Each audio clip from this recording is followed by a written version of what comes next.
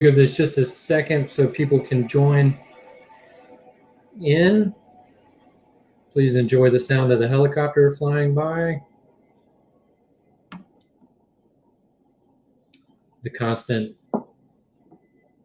One of the constant soundtracks of DC, helicopters.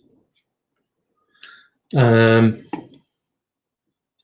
going to ask Jackie, because I know she's watching, I'm just going to ask her for any indication that this is actually making it to the Facebook page, because I know we had an issue on Monday. Otherwise, I'll just pretend that it's actually getting there. So good morning, everybody. Today, we've got a chance to talk with one of our Foundry members, the Dr. Izetta Autumn Mobley. She says she's getting used to the title. I think she wears it incredibly well. But she's one of these Foundry members who, the term I use is she is Googleable.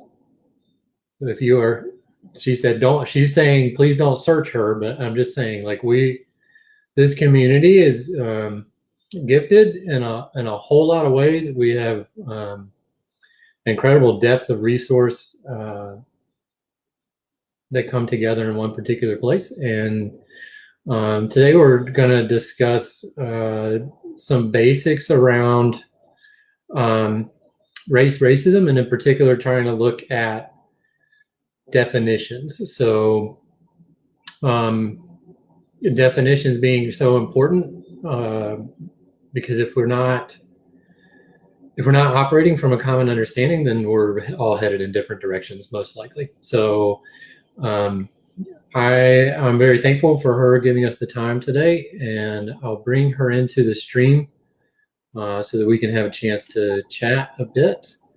2, 1. Good morning. Good morning. Doctor, thank you for being generous and coming on. I'm very grateful for you, funny lady who likes to read with kids, who has a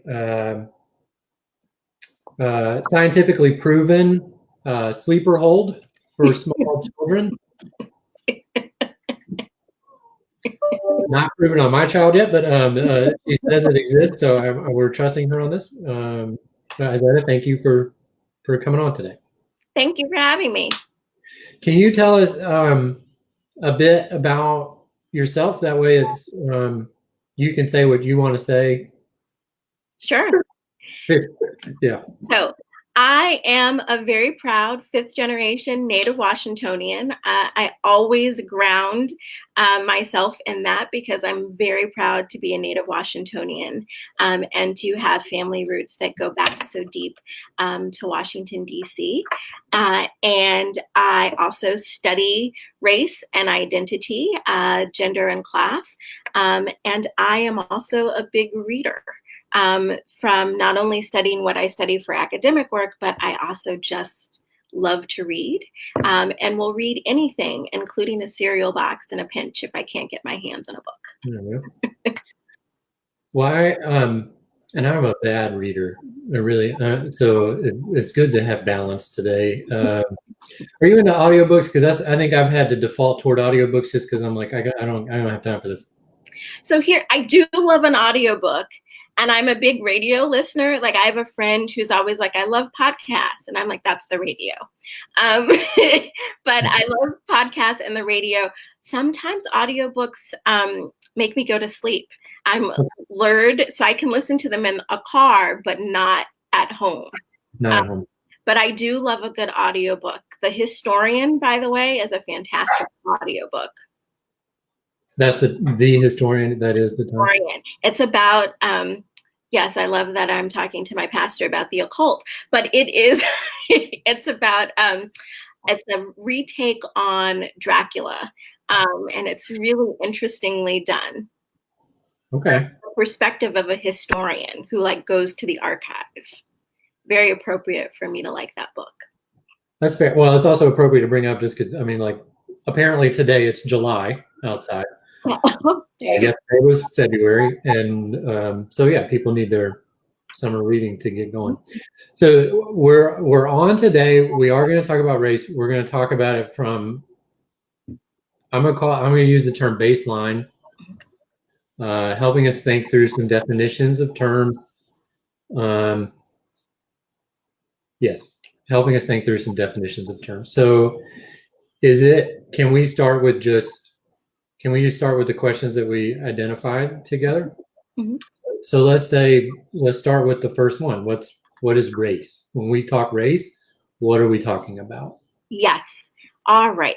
So there's a long history of how race is established. It goes back several centuries, and there's some debate even among historians about when does race begin. But generally, when we're talking about race, we are talking about phenotype, right? And phenotype often means how do people look?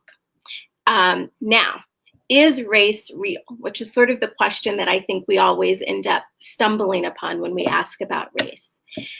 The fact is that race is not biologically real.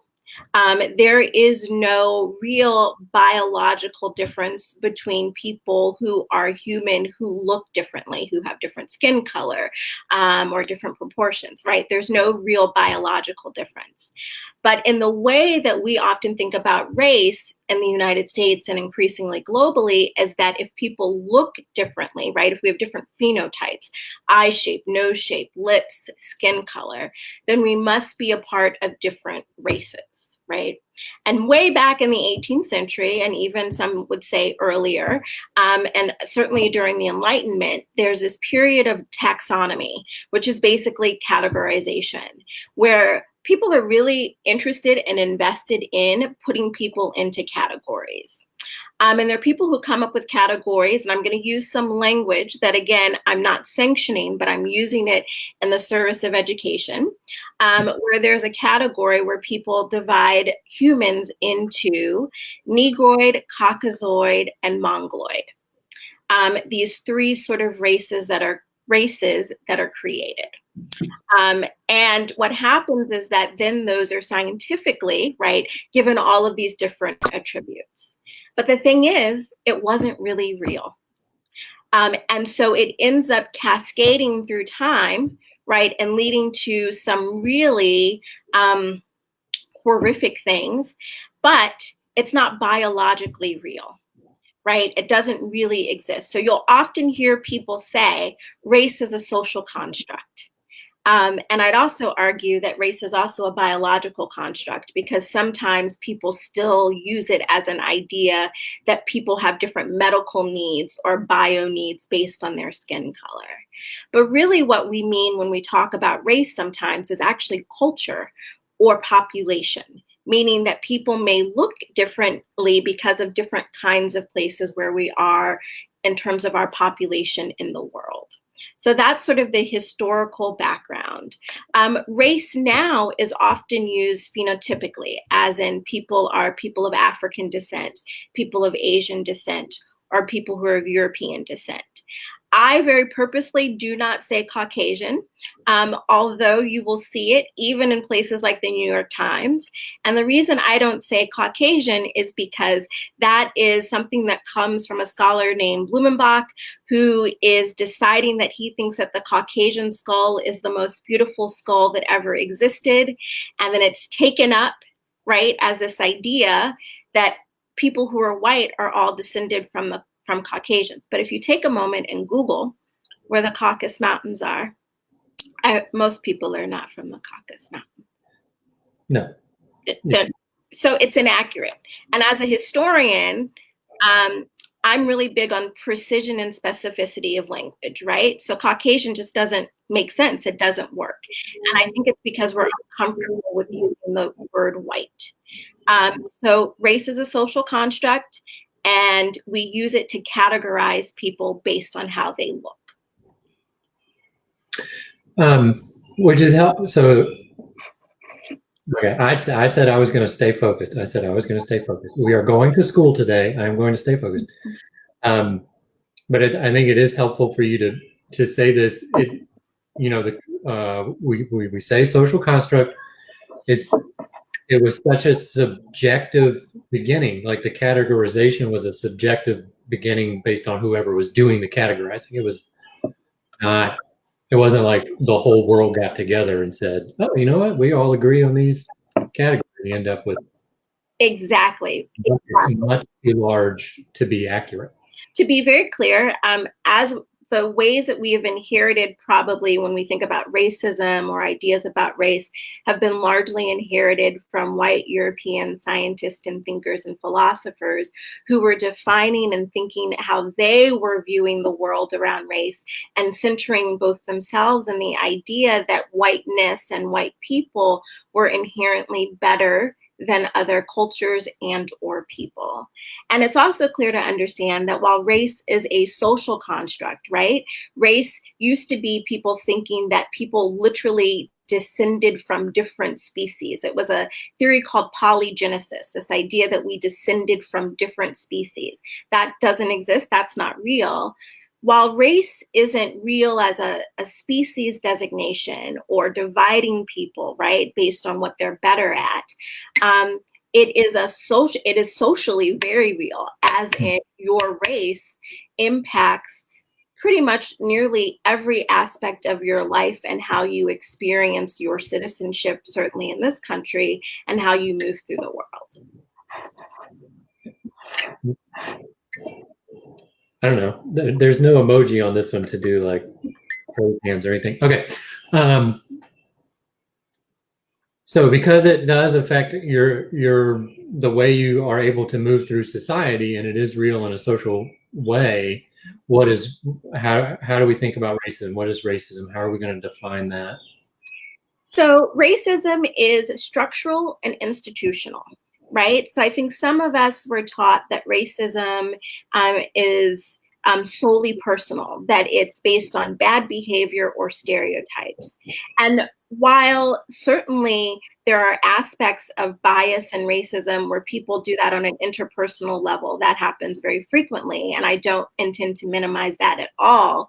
I think it's also really important to think about racism as a structure. It is a structure that structures institutions based on bias, and that it creates, if you think about economic disenfranchisement, social access, educational access, or even how people are criminalized or stereotypes about people. So you have to think about racism as a larger institutional structure that's also about power. Who has power? Who's given power in situations? And I also want to return to something.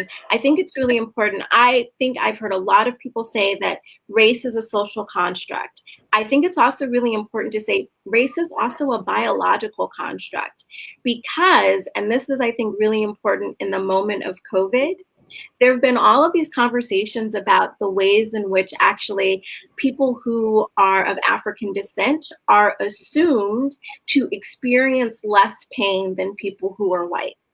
Mm. And there are studies where people who are of African descent get less pain medication than people who are white, complaining about the same physical ailments or presenting with the same symptoms. So even this idea that people are racially different has also gone into our ideas about biology and health and medicine. There's a great book called Medical Apartheid. I think we have the link that we can post that in. This is a really, let me move it this way, really useful book to think about how race gets constructed, both socially and medically. But race is, and it's a really good way to explain then how our ideas about race combined with stereotypes and power creates institutional racism. Oh God, focus, Ben. All right, okay. Quickly, the medical piece is not a far jump. So DC is doing a really good job of collecting the data, disaggregating it. Dr. Nesbitt is actually talking about the disproportionate effects on the African American community in DC and the Latino community. Mm-hmm. In our world, it's not a far jump for people in power to look at that sometimes and say, oh, they're suffering more because they're somehow weaker. I know we've seen it through history. I'm hoping it's not going to happen this time, but like the assumptions that we are infused with about the differences, about somehow the races are different, and then you say, it's a problem with your biology. That's why you're having more trouble. So nervous. this will take us down a rabbit hole, and particularly one that's very close to my heart in terms of looking at the intersection of disability, medical history, and race. So I won't go too far down that road, but I will recommend another book, because books are my life and books are life, which is called Killing the Black Body by Dorothy Roberts. And Dorothy Roberts talks a little bit more too, as well as Harriet Washington and medical apartheid, about how ideas about race and how racism has structured some of our ideas about health and medicine. Just as a little aside, the actuary science, which often calculates death, particularly death actual sciences, often looks at ideas about Black people's breathing and asthma. And what's really interesting about that is if you look at environmental racism, right? Thinking about where communities of color are often located, we're more likely to be exposed to things like lead or toxic chemicals that increases the risk of asthma.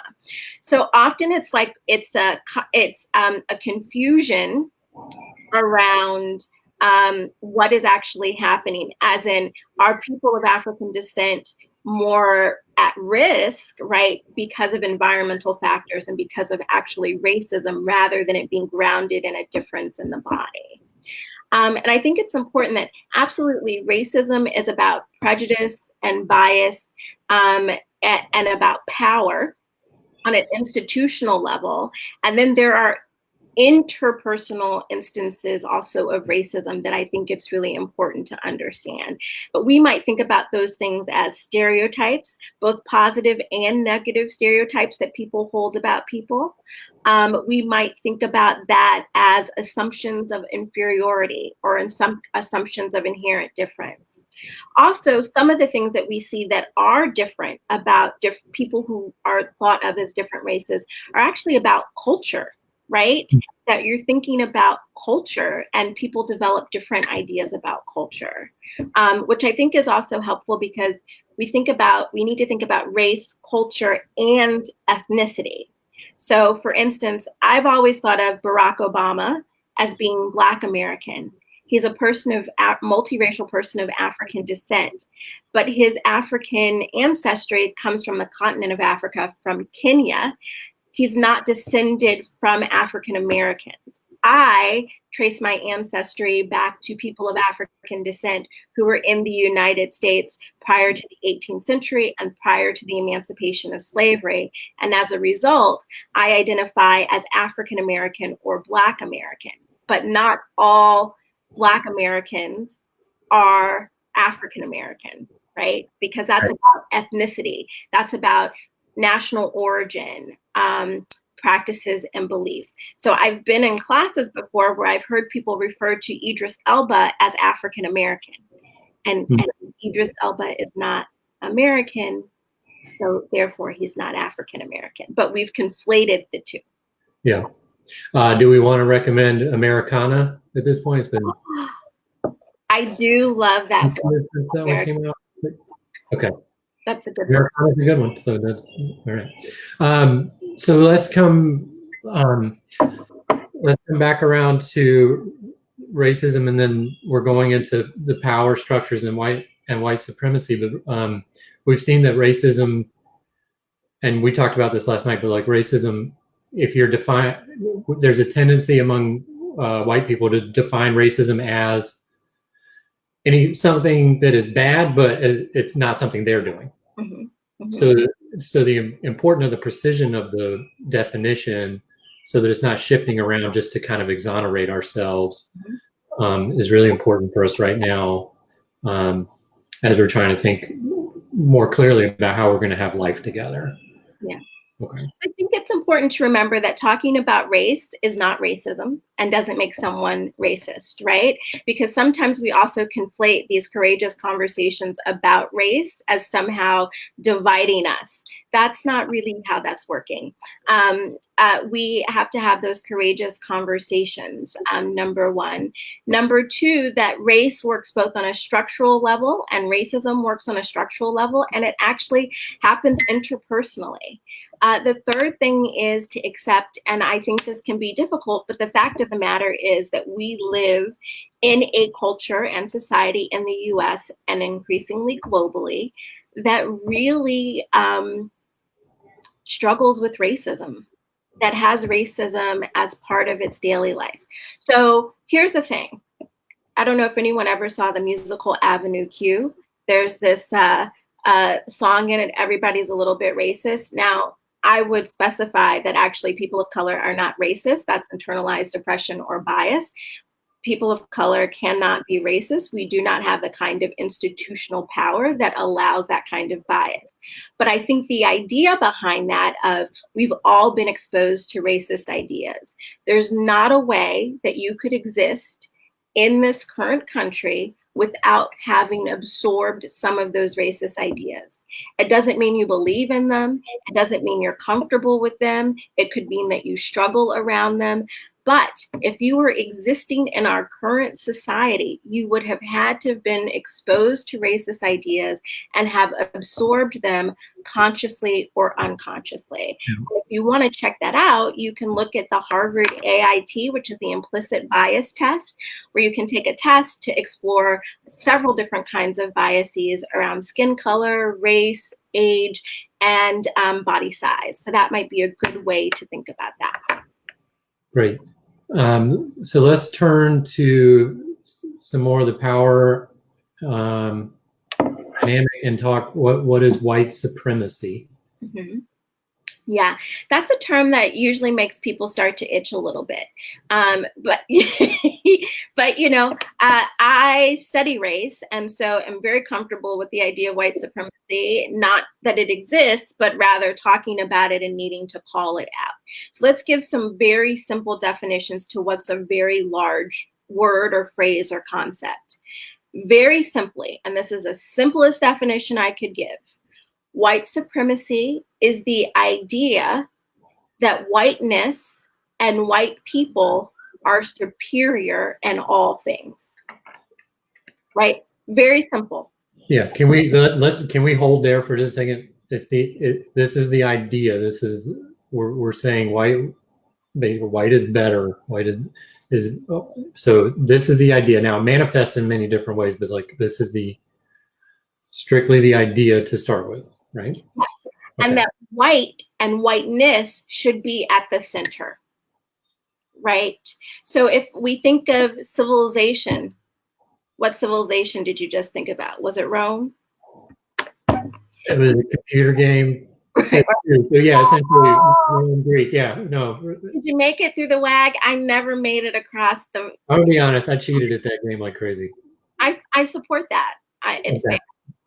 But if you think about civilization, what civilization did you think about? If you think about if you think about civilization, and by the way, you think about Roman civilization, do you realize that was a multi-racial, multi-ethnic civilization? Remember, the Roman Empire literally spanned the world. So how do we imagine that that was all white people? Right. By the way, the Romans decorated their statues. They were not that optic white that you see the marble statues. They were all painted bright colors, but our historians thought it was inappropriate. They didn't believe that that would have happened, so they cleaned the sculptures so they would look white like that.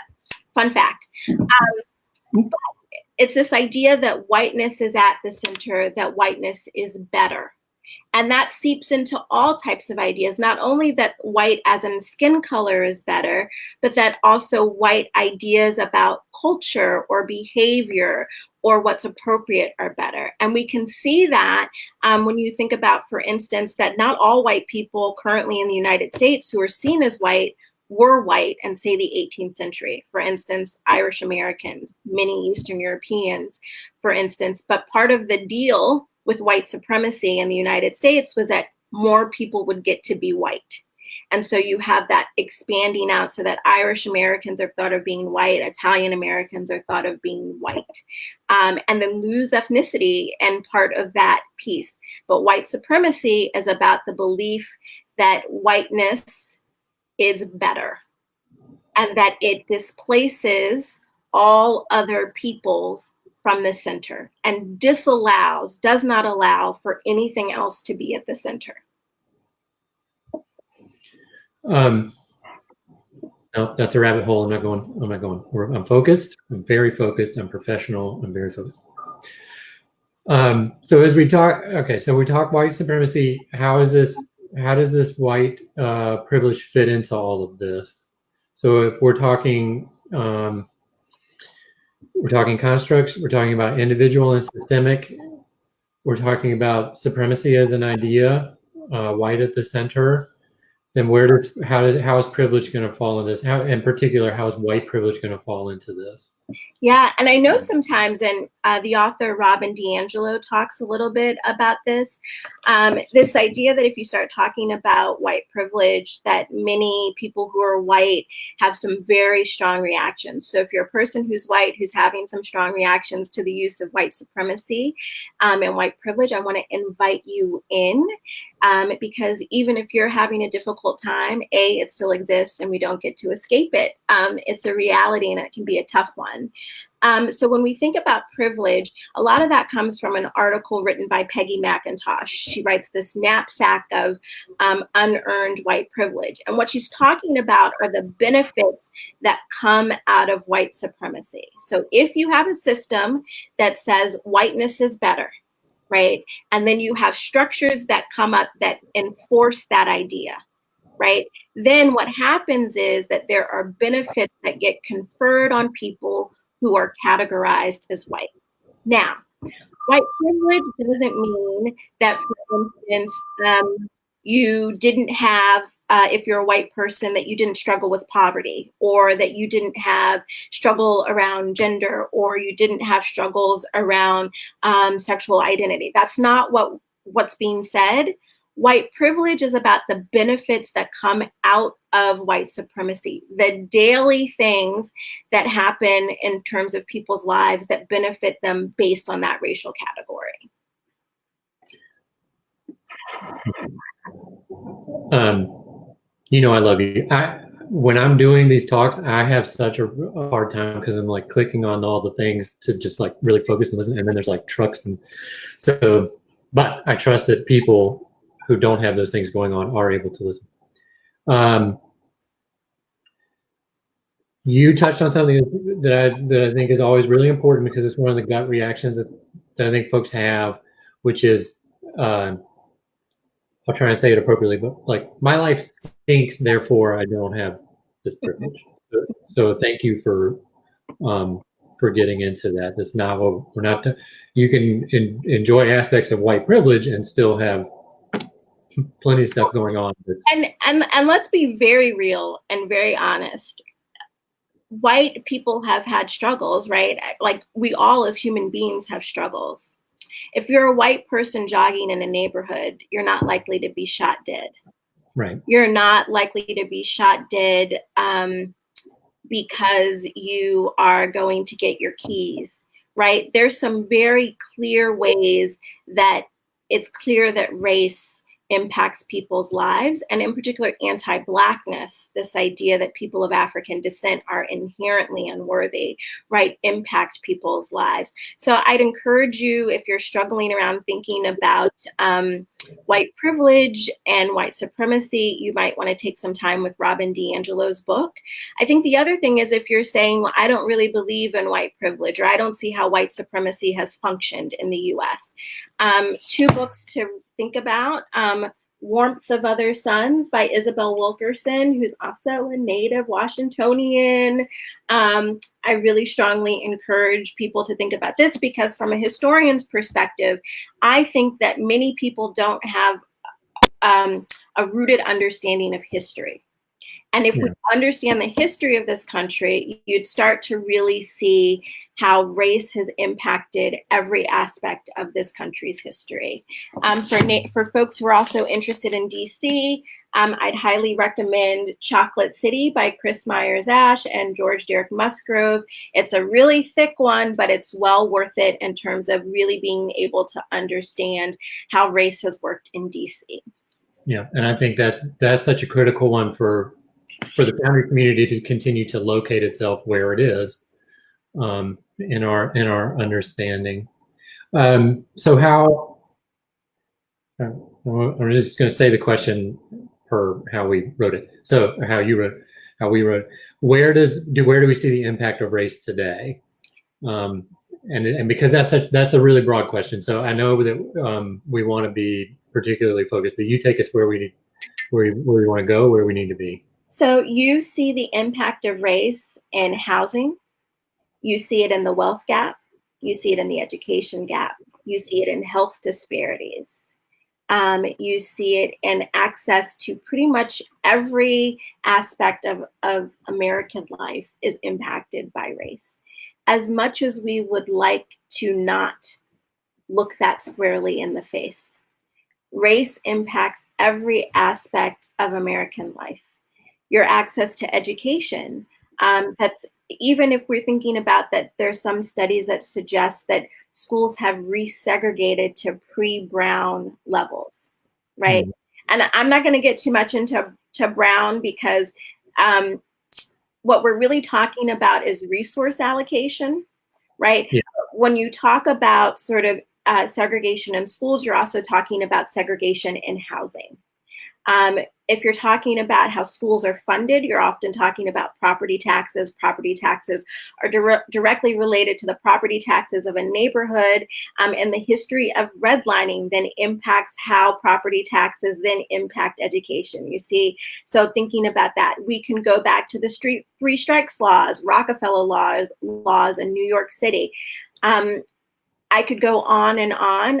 Ta-Nehisi Coates does a great The Case for Reparations, which came out in the Atlantic magazine, would be a very useful thing to look at. But every aspect of American life is impacted by race.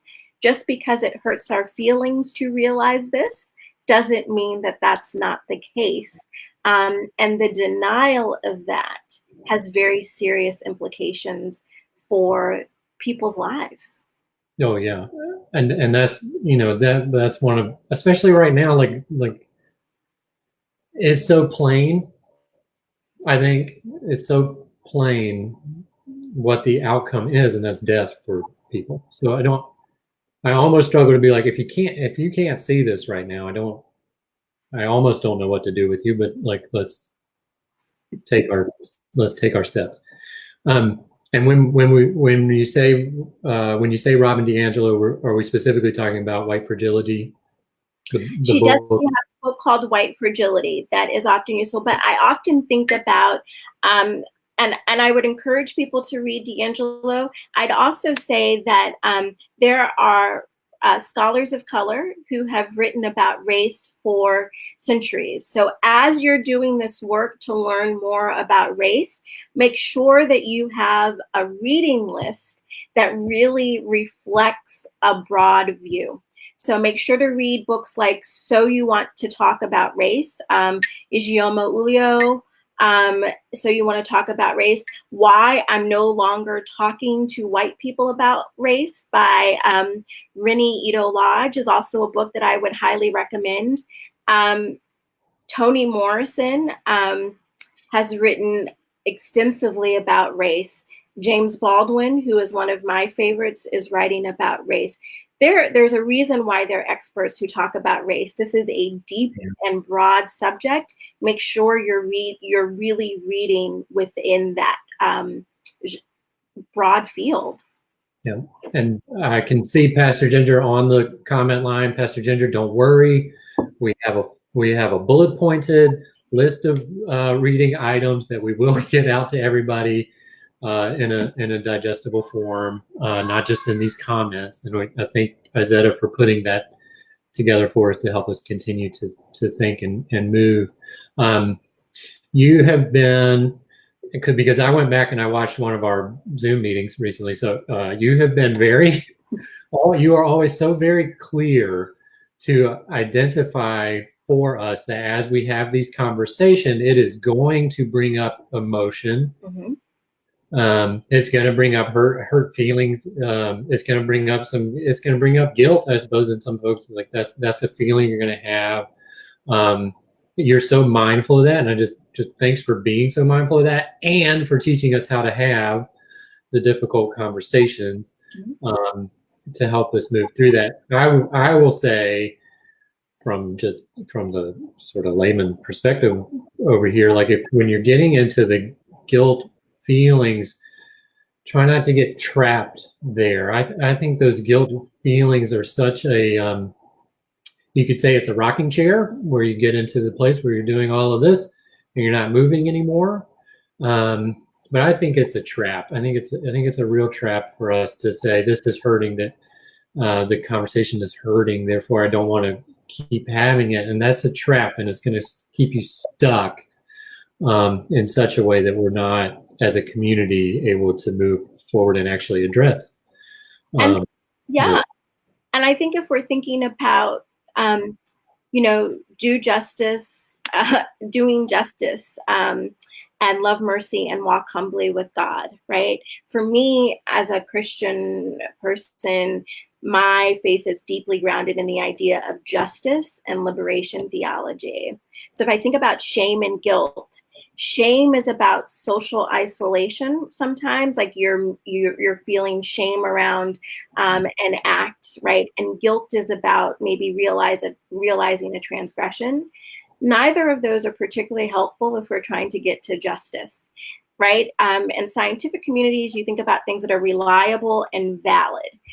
Valid is, it may be a result, right? A person may feel guilt and shame, but that is not reliable for moving forward in justice. We must work through that. And more than that, and here I'm going to really push for some white folks here. Okay. Your guilt and shame cannot be the center of what people of color are trying to experience as they're seeking justice and equity. Focusing on guilt and shame for white people in these spaces where we're having these courageous conversations is actually a form of injustice. It's not equitable. It's not fair, particularly when your guilt and shame for white people is not the same as, hey, I went to the grocery store, I looked funny at an officer didn't like how I looked, I got shot and I lost my life. They're not co-equal. No. So if there's pain and guilt and shame, and I know this is really hard, there might be pain and discomfort in that guilt and shame, and it is not equivalent to the daily structural and interpersonal injustices that people of color manage and have to live with. And you still have to do that work around guilt and shame, but that's where an affinity group of other white people might be really helpful. Please don't ask people of color to help you manage through your guilt and shame. That's not equitable. Right. And the power dynamic come into play. You could stop the whole conversation just because you feel Find a white friend who you can go and talk to about those feelings of guilt and shame. It's not appropriate to expect people of color to help you deal with the guilt and shame. Yep. Available. Pastor Jen, you might not like the conversation, but I'm available. Pastor Jen is available. All the pastors are available. So I kept you too long. You're at the bottom of your coffee cup. Therefore, it's time to say. Always tea. Oh, tea. It's time to say thank you. Thank you. It's time to say goodbye. It's time for us to pray, and then we'll do a couple of items on housekeeping. All right. Most holy and loving God, we offer our thanks for the gift of a beautiful day. We offer our thanks for the gift of a beautiful community. We ask that you would keep us open for conversation's sake, for justice sake, for mercy's sake. We ask that you would allow us to be honest with each other, allow us to be open with each other, that we might continue in our walk in really meaningful ways. And so we give thanks for the gift of Dr. Izetta Autumn Mobley, and we give thanks for her whole family and the ways that they show up for not only the Foundry community, but for this DC community and this world at large. We ask that you would continue to strengthen and bless them in all that they do, and we ask that you would bless this whole community, that we can have fruitful time together. In Jesus' name we pray. Amen. Amen. So the housekeeping items are this.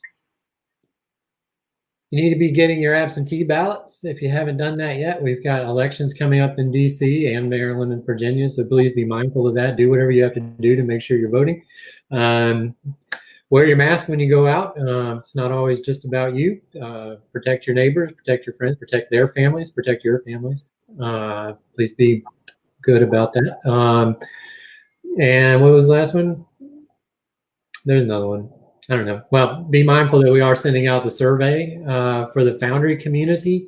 Our racial equity justice team is going to be sending this out in the next week.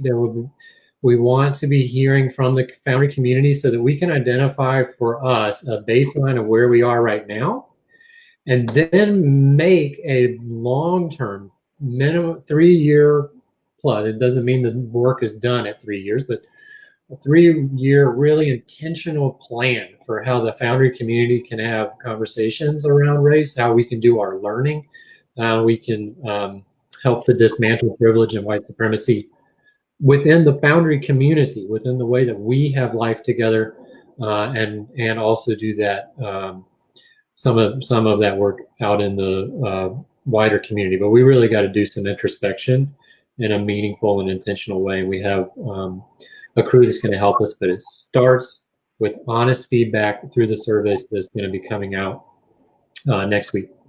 So please be looking for that. Please fill it out. We'll have a couple of week window where we can do that. It'll be online, and we will have the ability to get it out in print as well. What was that third one? I don't know. Vote, wear your mask, do the survey. Anything you want to tell the people? No, I think we're good. Thank you again. We'll sign off, friends, 11:15 on Sunday for worship. We'll see you then. Bye-bye.